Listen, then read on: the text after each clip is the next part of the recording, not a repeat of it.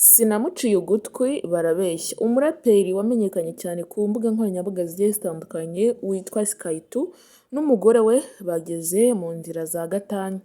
Umuraperi Timothée Habigusenga uzwi nka Skaytu yavuze ko amakimbirane amaze igihe aranga urugo rwe n'umugore we Bakirere Sandrine iyo bagejejwe bombi ku cyemezo cyo gusaba gatanya divorce, ndetse ashimangira ko hasigaye gushyira umukono ku nyandiko zemeza ko batandukana mu buryo bw'amategeko. Skaytu yabigarutse mu kiganiro yagiranye n'Inyarwanda mu gihe ku mbuga nkoranyambaga na sheni zitandukanye za YouTube hakomeje gukwirakwira amakuru ajyanye n'ibibazo byo mu rugo rwe ndetse n'itandukana rye n'umugore we bari bamaranye imyaka 10 irenga.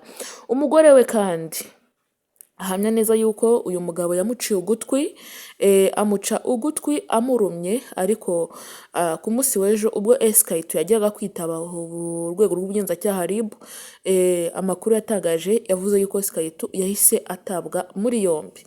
Uyu muraperi Skaytu abantu bamumenye ku ndirimbo cyane ya Icara Wige, ubwo yayihimbaga ndetse ikanakundwa cyane.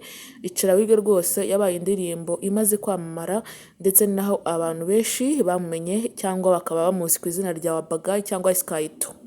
Umugore we rero avuga yuko umugabo we atakongera kubana nawe bitewe n'uburyo yamurumye ugutwi. Ati njyewe bigereranyije n'ukuntu umugabo wanjye namukundaga cyangwa mukunda, ariko akaba yarageze ku rwego rwo kunca ugutwi kundi mu gutwi, oya ntago byaba ari byo. Ese ubundi amakimbirane yo mu ngo aterwa n'iki kugira ngo umuntu yisange yarumye undi ugutwi cyangwa yaguciye? Ese ibi bintu birakwiye? Rero Skaytu ubu ngubu ari mu maboko y'urwego rw'ubugenzacyaha RIB, ndetse twavuga yuko yamaze gutabwa muri yombi. Ku munsi w'ejo niho agiye kwitaba RIB itamuta muri yombi. Turacyabikurikirana, ariko abantu mwese munkurikiye, ntabwo mu ngo amakimbirane azakemurwa na social media, cyangwa kuba uri umusitari ni byiza, ariko kuza kuri social media abantu nyine ukavuga uko ubyiyumva, abantu bakavuga uko babyumva, ntabwo ari ibyo. Ubundi ngo zanyu mukwiye kuzishyira hirya ya social media. Niba uri umusitari ariko wizana urugo rwawe kuri social media, kuko nta rugo rwubakiye kuri social media, kandi nta mujyanama muzima uzabona kuri social media.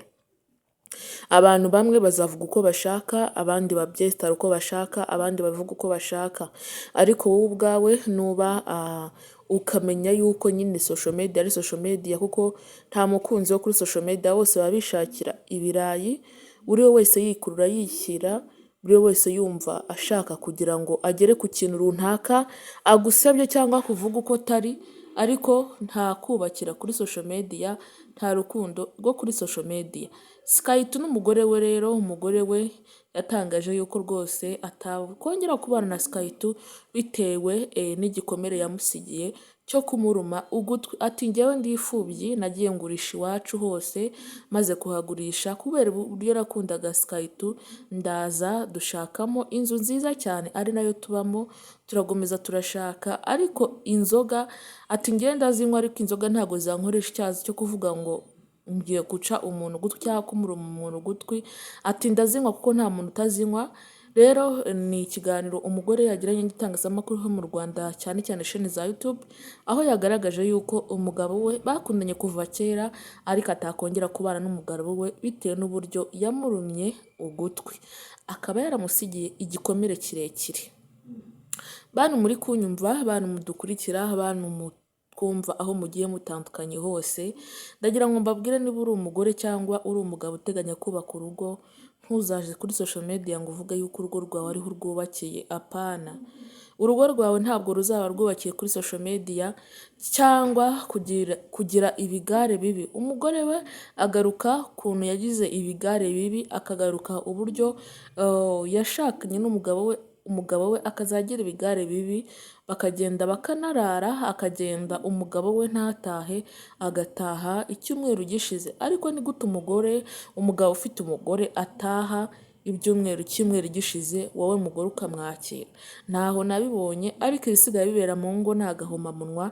Ibisigaye bibera mu ngo rwose z'iki gihe, ingo z'iki gihe, ndagira ngo mbabwire ngo ibyo muba muri gukora byose abana banyu baba babireba, niba murwana cyangwa mutongana nta kuntu abana banyu batabireba cyangwa batakurana icyo gikomere, ariko mubikora mwese muvuga ngo turi kubikora turi abantu bakuru n'abana bacu barakuze, ibyo nta kintu byaba, ariko mukabikorera n'aho abana batareba, kuko umwana iyo uri kumwereka ibyo ngibyo abasha kugira ngo yumve yuko mama se baramukubita cyangwa papa baramukubita, umwana agatangira kuruzinga kuvuga ngo ese kubera iki navukiye muri uyu muryango, kubera iki nisanze aha hantu, ugasanga umwana ni ibintu bikura bimubabaza cyane, ukabona arwaye na toroba nk'uko umwana wabo umwana wabo w'ifura w'uyu muryango ngo yagize ikibazo cyo kuba yarwara ihahamuka bitewe n'ibyo ababyeyi be bakora akaba abibona, ababyeyi be bakora akaba abibonesha n'amaso.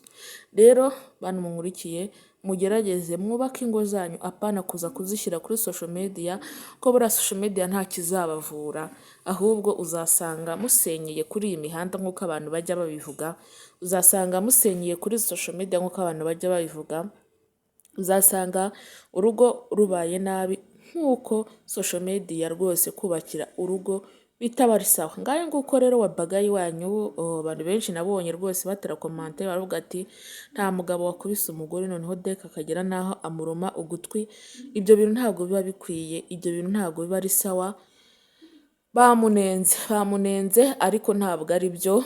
Nawe turakurikirana amakuru ukazagenda atugeraho. Reka mine ahangaha mbifuriza umugisha w'Imana mwese munkurikira kandi munkunda, mukunda ibiganiro byacu tugenda tubagezaho uko bwije n'uko bukeye, umunsi ku munsi. Niba ari ubwa mbere ujye ubanza ukore subscribe, tujye tubana umunsi ku munsi mu biganiro byacu byose bitazajya bigusiga. Ngayo nguko umunsi mwiza kandi amahoro y'Imana abane namwe.